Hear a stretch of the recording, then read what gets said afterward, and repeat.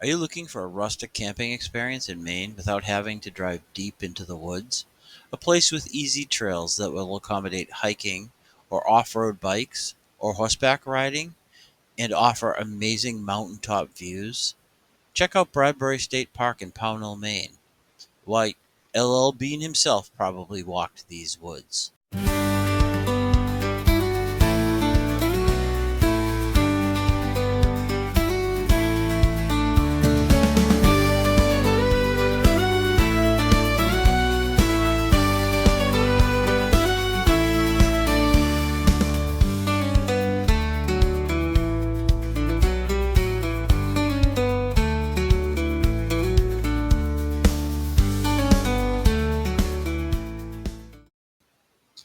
Located just 6 miles in from Casco Bay is one of Maine's 5 original state parks.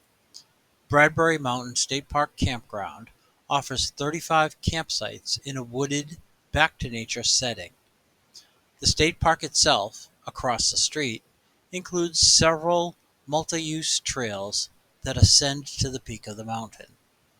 Many of these trails will allow mountain biking, and the park is listed as number 3 out of 122 in Maine for 2019. The All Trails website lists Bradbury Mountain State Park as one of the top 10 state parks for horseback riding in Maine. The campground itself is simple and unsophisticated, but each site includes a picnic table and fireplace. The sites are designated as small, medium, large, and extra large. The extra large site will accommodate a trailer up to 35 feet. The road is unpaved but well maintained with wide corners.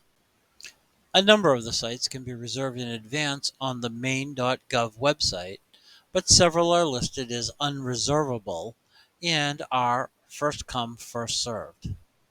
The non-resident rate for a campsite was $25, but with taxes and reservation fee, it came to $32.50.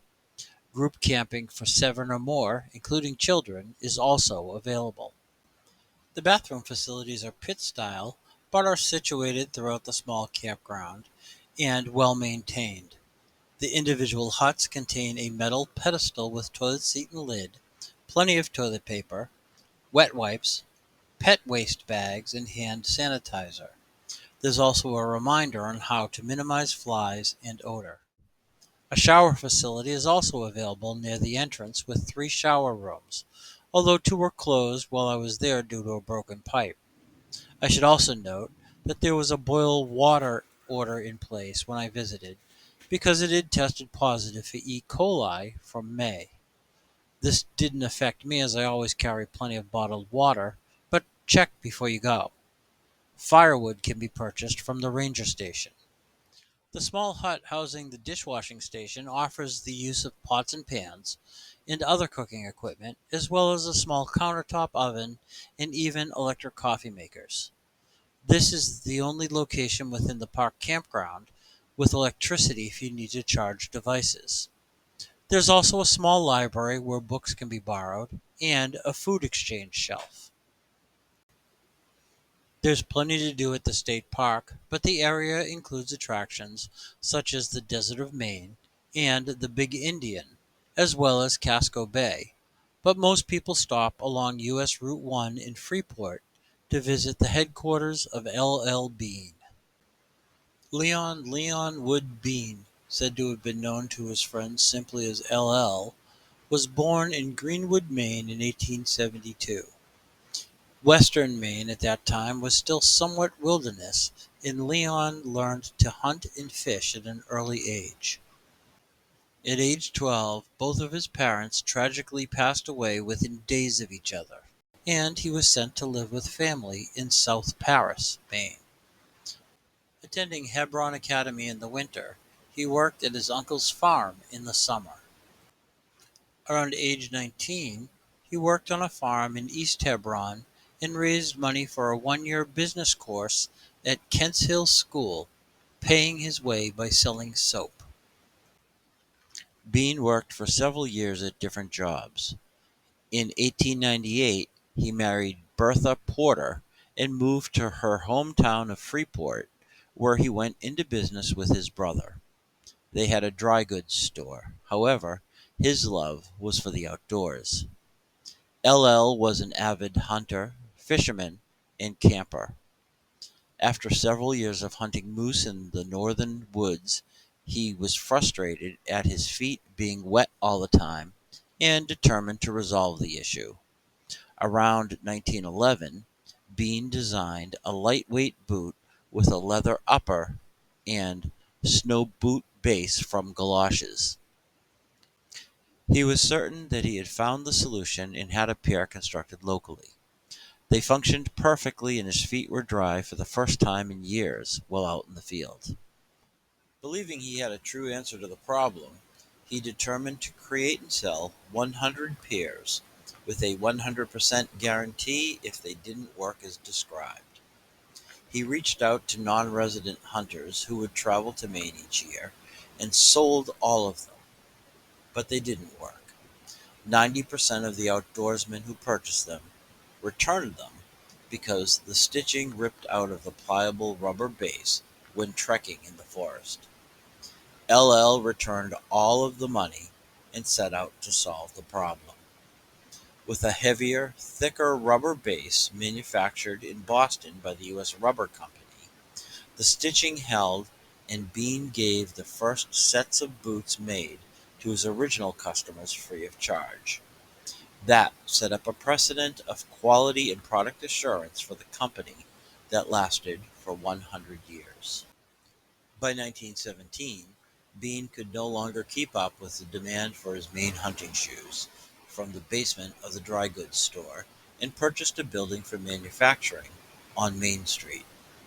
LL expanded the business to include other products that he himself would design or test to verify their ability out in the field. Most of his customers purchased through catalog sales. He continued to grow the business and was a consultant for the U.S. government during World War II, his hunting shoe having been adapted for military use. By the year 1951, having been frustrated by outdoorsmen heading north in the late hours and wanting to purchase his wares, Bean removed the locks from the doors of his business and declared they would be open 24 hours a day, every day. LL never retired. In 1967, Leonwood Bean passed away at the age of 94. Undoubtedly during his lifetime, he fished around and climbed the trails of Bradbury Mountain, just 5 miles away in the state park.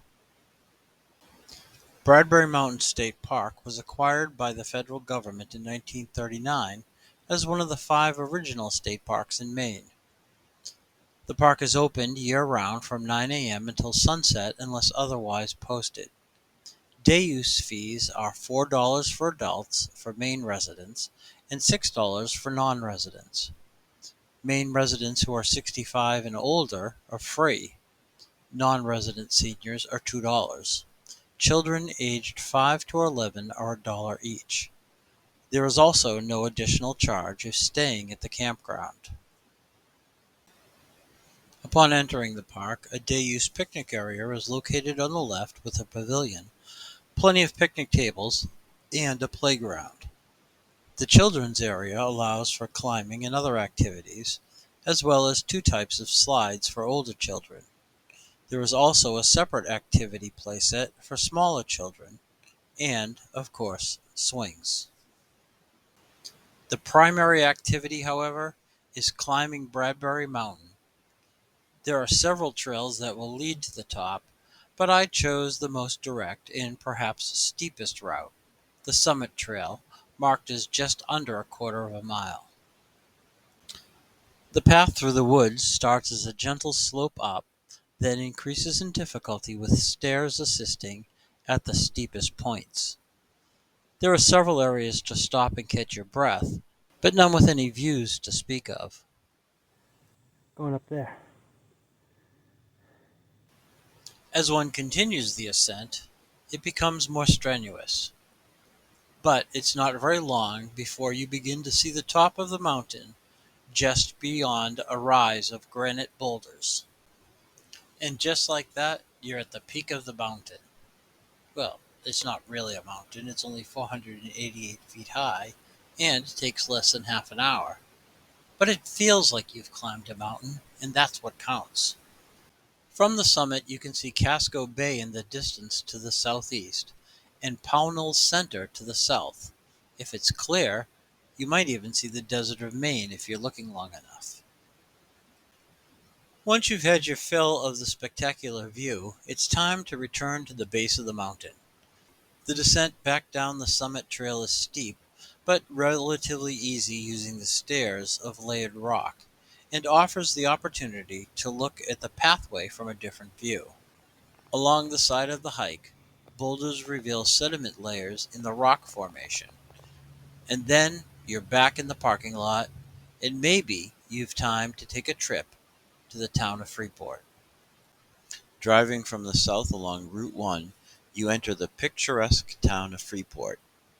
Until the interstate was built, Route 1 was the major roadway for traveling along the Maine coast up to Arcadia National Park.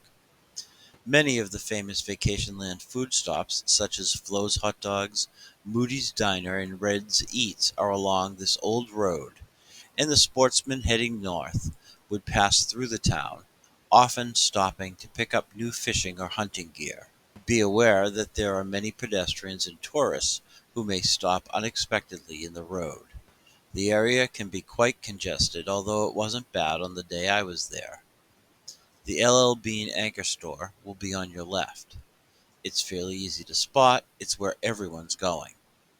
The road to the parking lot will be on the left before the building itself, and can be difficult to spot with traffic and people.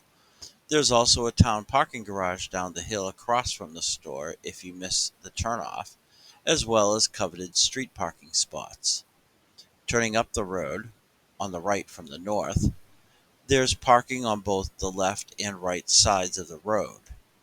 The closest parking area will take you past the entrance. The store itself is once again open 24 hours a day since spring 2021, after the COVID pandemic shut down most of the nation.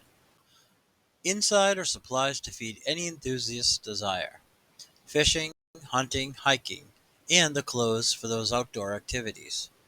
Between the hunting floor and the fishing floor is a replica lodge fireplace with an area to relax. My focus was on the camping section, however. In this section of the store are sleeping bags and pads, cook stoves, mess kits, lanterns, coolers, and an assortment of other camping goodies. But I couldn't wait to take a look at the tents.